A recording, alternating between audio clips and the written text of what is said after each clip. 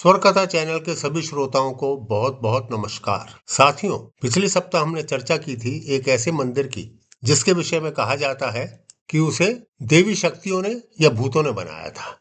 आज हम चर्चा करेंगे एक ऐसे मंदिर की जो भारतीय परंपराओं की एक बहुत बड़ी विरासत हमें छोड़कर गया है। इस मंदिर की मौजूदगी आज भी इस बात का एहसास करा रही है कि भारत की सनातन संस्कृति कितनी महान है। 1000 साल पहले एक राजा ने एक ऐसा शानदार मंदिर बनाने का सपना देखा। उसका सपना था कि ऐसा मंदिर बनाऊं जिसे देखकर देवता भी हैरान हो जाएं, और उसका सपना फलीभूत भी हुआ। वह सपना आज हम देख सकते हैं बृहदीश्वर मंदिर में। बृहदीश्वर मंदिर, जिसे तंजाई पेरिया कोविल या तंजावुर का बड़ा मंदिर भी कहते हैं, और इसे पेरुवद्यार कोविल यानी कि महान भगवान का मंदिर भी कहा जाता है, एक शैव हिंदू मंदिर है जो भारत के तमिलनाडु के तंजावुर में कावेरी नदी के दक्षिणी किनारे पर चोल आर्किटेक्चरल स्टाइल में बना हुआ है। यह यूनेस्को वर्ल्ड हेरिटेज की भी एक साइट है। इसे गंगोई कोंडा चोलीश्वरम मंदिर और ऐरावतेश्वर मंदिर के साथ 3 महान जीवित चोल मंदिरों में से एक माना जाता है। मंदिर की सबसे आकर्षक खासियतों में से एक है एक नंदी की बड़ी मूर्ति जो भगवान शिव का पवित्र बैल है। 11वीं शताब्दी की शुरुआत में राजा चोल ने इसे बनवाया था। यह चोल वंश की शान का जीता जागता नमूना है। कहा जाता है कि जब राजा चोल ने पहली बार इस मंदिर के विषय में सोचा तो उसके मंत्रियों को शक था कि इतनी जल्दी यानी कि कुछ ही वर्षों में इतनी बड़ी इमारत कैसे बन सकती है। लेकिन राजा को पक्का विश्वास था। उसने कहा कि देवता खुद हमें रास्ता दिखलाएंगे। इसे बनाने का काम लगभग 1003 सी में शुरू हुआ और लगभग 7 वर्षों में अर्थात 1010 सी में इसका काम पूरा भी हो गया। स्थानीय कहानियों के अनुसार राजा हर सुबह खुद इस जगह पर आते थे, ग्रेनाइट की धूल पर नंगे पैर चलते थे और कारीगरों और मजदूरों की हिम्मत बढ़ाते थे।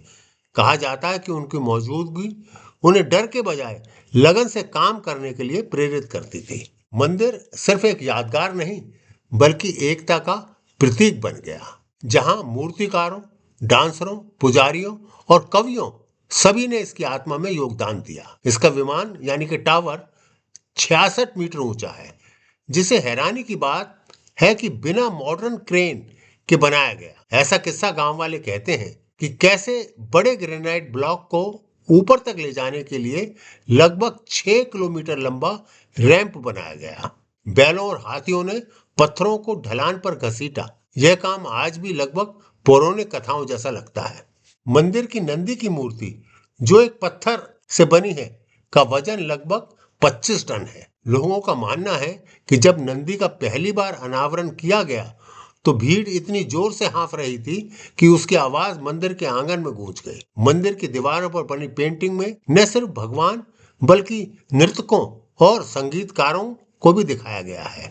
कहानियों से पता चलता है कि ये राजा के दरबार के असली कलाकारों के मॉडल पर बनी हुई है, जिन्होंने उनकी कला को पत्थर में अमर कर दिया। मंदिर आज भी रस्मों, संगीत और त्योहारों से जिंदा है। हर वर्ष नाट्यजली डांस फेस्टिवल होता है। इसके दौरान भरतनाट्यम डांसर आंगन में परफॉर्म करते हैं। कई लोग मानते हैं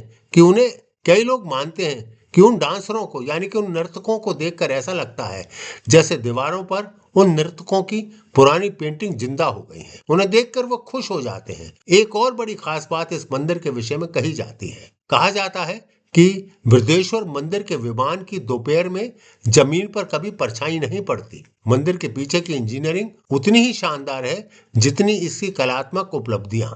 स्ट्रक्चर के बड़े साइज के बावजूद मंदिर का यह डिजाइन पक्का करता है कि दोपहर में विमान की जमीन पर कोई परछाई ना पड़े।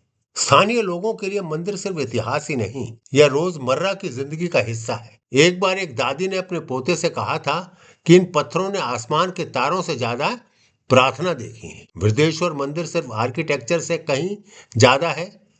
यह भक्ति, कलाकारी और इंसानी इच्छा शक्ति का जीता जागता इतिहास है। हजारों साल भी यह आज भी राजाओं, कारीगरों और भक्तों की कहानियां सुनाता है, जो मानते थे कि वे खुद अनंत काल तक बने रहेंगे। आज बस इतना ही। अगर आपको भारत की सांस्कृतिक विरासत की यह यात्रा पसंद आई तो लाइक, शेयर और सब्सक्राइब करें ताकि आपको और भी ऐसी कहानियां मिलें जहां इतिहास और कहानियों का मिलन होता है। अगले सप्ताह फिर मिलेंगे एक नए मंदिर के विषय में जानने के लिए। तब तक के लिए मुझे आज्ञा दीजिए।